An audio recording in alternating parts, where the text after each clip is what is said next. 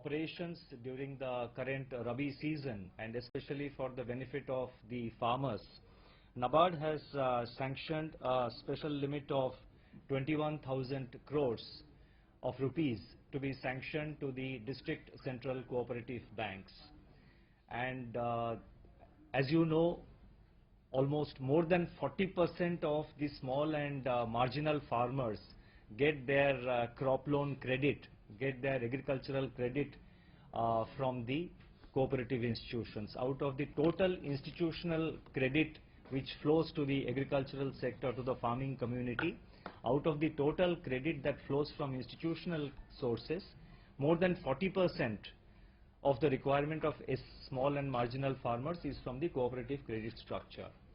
So therefore, the sanction of 21,000 crore limit by NABARD to the district central cooperative banks will enable the district central cooperative banks to pass on, to sort of grant funds, to sort of pass on these funds to the primary agricultural cooperative societies, and the primary agricultural cooperative societies network, the PACS network, will get activated and will meet the crop loan requirement of the farmers during the current Rabi season.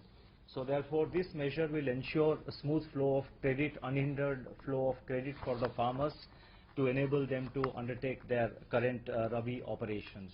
With regard to seeds, as you know, government has already announced certain measures that the old notes would be acceptable in the case of a seed purchase from certain government department and government institutional centers. And over and above this 21,000 crores, as and when additional limits are required, additional limits also will be sanctioned by the NABARD. Now secondly, to ensure that the farmers get the credit and also they get certain quantum of credit in terms of cash, by way of cash, because there are certain cash requirements for payment of wages, etc. So the banks, the NABARD and the Reserve Bank of India have been advised to make the required cash available to the district central cooperative banks, because typically the district central cooperative banks draw their cash from the currency chests which are managed and operated by the commercial scheduled banks and also by the state cooperative banks. NABARD has prepared a list of all DCCBs which require funds for sanction of crop loans in the current Rabi season. The list of such DCCBs and the quantum required by each of such DCCB has been given to the banks. They have been given to the NABARD, they have been given to the Reserve Bank of India, and the required cash will be made available. And the Honorable Finance Minister has also held a video conference with the Reserve Bank of India, with NABARD and all the banks day before yesterday, and he has advised banks, RBI and NABARD to ensure that the entire the crop loan sanction and flow of funds to the down to the primary agricultural cooperative societies, the entire operations, the whole chain of activities are carried on in a seamless and in a smooth manner. Then, as you are aware, the Reserve Bank of India has already announced certain relief for small loanees up to 1 crore.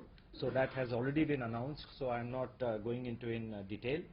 Now, the other decision which has been taken, and I must appreciate the role being played by the public sector banks over the last 10-12 days in dealing with the situation, in making the cash, in making the new currencies available to the public. I must also recognize the work being done by some of the private sector banks. The entire banking structure has fully geared up to meet the situation. And you are aware that so far as RuPay cards are concerned, the National Payment Council of India has already waived, they have waived the switching charges, and all the other charges on the RuPay cards have been already waived.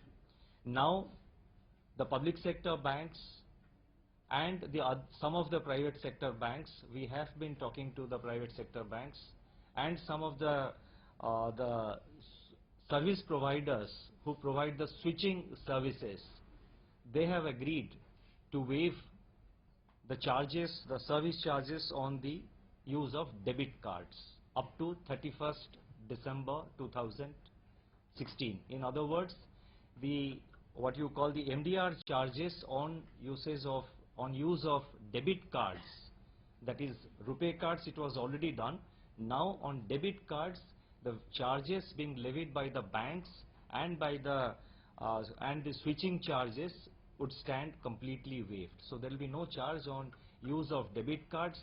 The intention of this decision and the intention behind this gesture which has been made by the banks is to ensure greater penetration of digital transactions into our economy and to ensure that more and more people migrate towards digital transactions.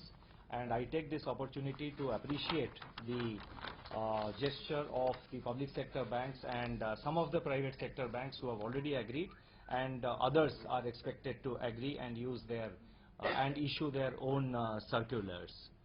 Next point is with regard to the use of e-wallets, that is what they call as prepaid payment instruments, PPIs, or more popularly known as e-wallets.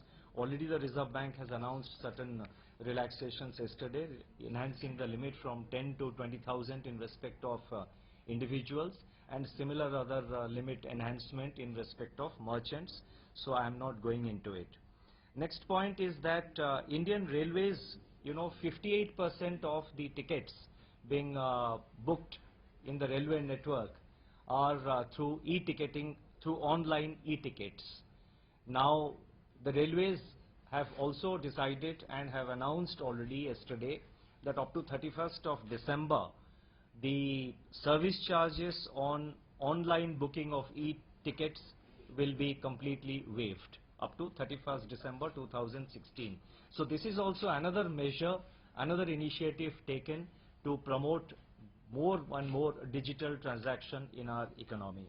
You see, you have to keep in mind the whole background in which this decision to to withdraw the legal character of the old 500 and 1000 rupee notes was done.